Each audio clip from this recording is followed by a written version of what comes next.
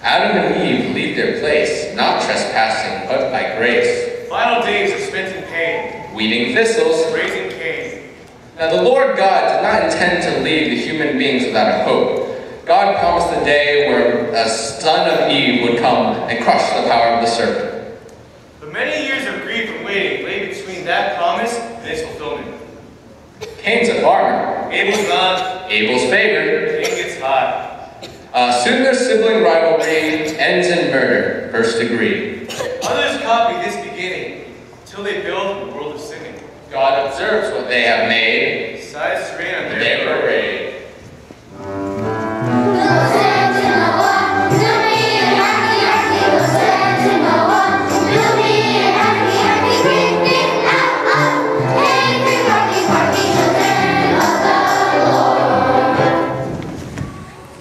So you want to know about rainbows? Let me start at the beginning. When my husband Noah first told me his plans, I thought he was crazy. But you know how men are when they turn 600. All of a sudden they want to switch careers, get a big boat, and sail away somewhere. Come on, everybody. God said to build an ark. So he and the family went right to work. And pretty soon, with a lot of song, hammering, and painting, they finished the boat. It's a miracle! Yeah, a naval contract completed with no cost overruns. And then, as if they hadn't made a big enough mess already, Noah set to collect 2 of every living creature that breathes. And when they finally had them all penned up on the front lawn, he waved his hand and that huge army of animals began to move toward the boat.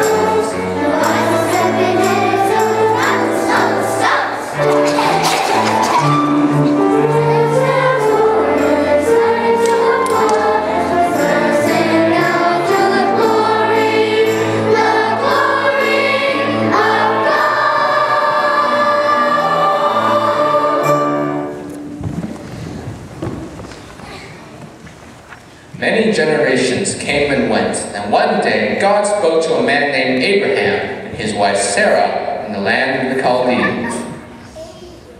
Abraham, Sarah, where are you? You mean us? Abraham, I have chosen to establish a covenant with you from this day forward. Hey, that's fantastic! Wait, what's a covenant? I think it's like a contract, you know?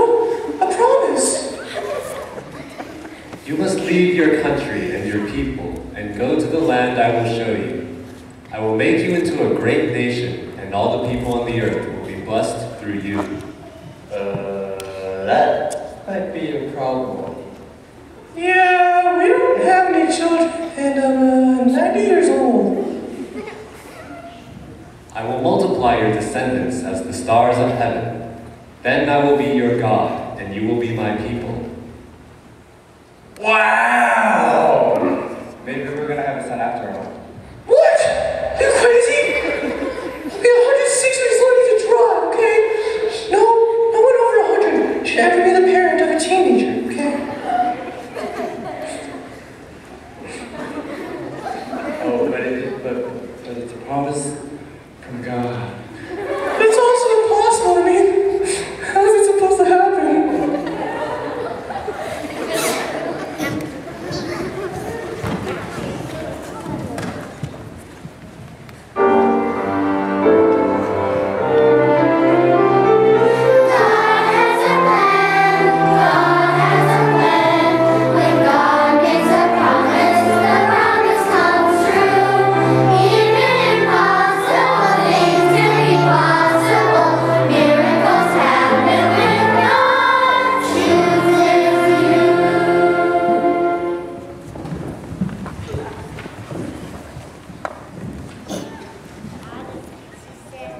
Then King Joseph, a man chosen by God, saved the people of Egypt from starvation and suffering. And when the people of Egypt made God's people their slaves, God called Moses to lead them out of Egypt and into the promised land.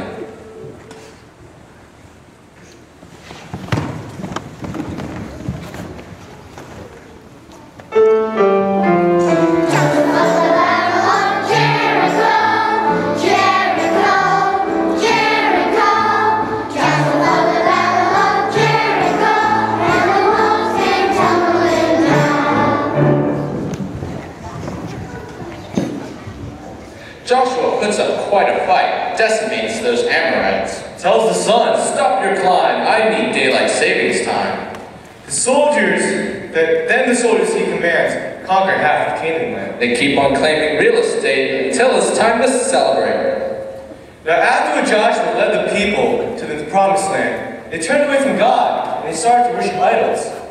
So God delivered them into the hands of the enemies, the Midianites, the Ammonites, and the Philistines.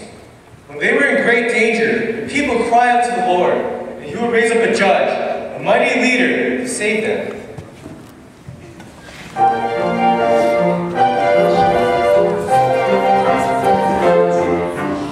You ever heard of Gideon, see? Gideon? Yeah, he defeated the entire Midianite army with just a few hundred soldiers. Tell me how. I took clay jars and put torches in them. Then in the middle of the night, my men crept up to the Midianites, broke those jars and blew on trumpets. The Midianites thought they were surrounded by an army of thousands and ran away.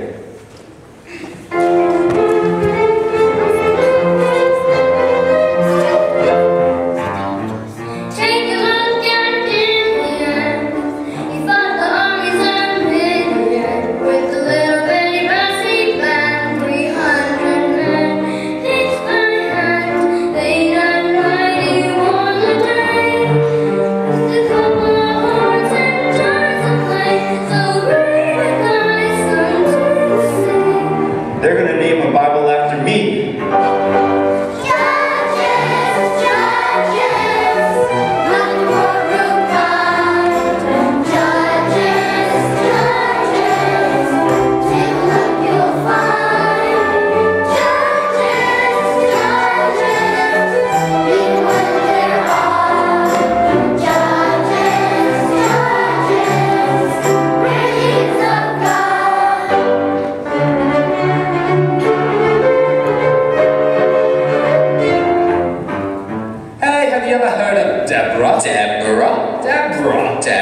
Deborah? Yeah, she was a judge who had the gift of prophecy. Prophecy.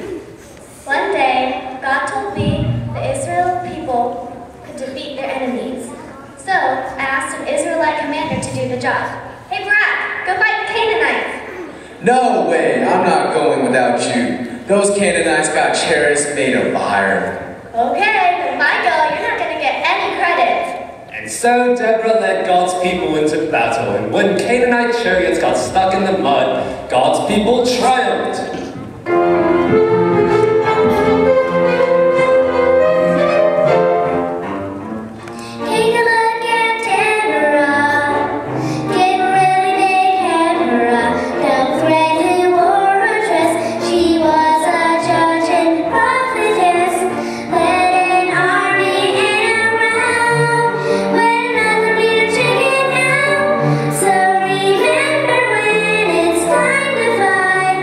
But